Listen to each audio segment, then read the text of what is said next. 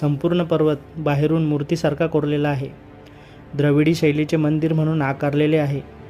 हे मंदिर 276 फूट लांब व 154 फूट रुंद आहे. या मंदिराचे मुख्य वैशिष्ट्य म्हणजे हे मंदिर वरपासून खालीपर्यंत तयार केले गेले आहे. या खडकातून सुमारे 40,000 टन दगड बाहेर काढला गेला व 90 फूट उंच मंदिर कोरण्यात आले. मंदिर बाहेरील बाजूने मूर्तींनी भरलेले आहे. हे काम भारतीय स्थापत्य शास्त्र कौशल्यांचा एक अद्भुत नमुना आहे.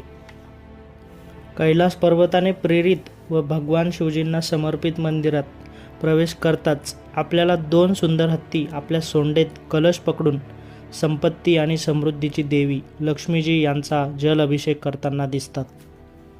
मंदिर परिसरात आल्यानंतर मंदिराच्या डाव्या व उजव्या बाजूला भव्य हत्ती, विजयस्तंभ आणि शक्तिस्तंभ दिसतात.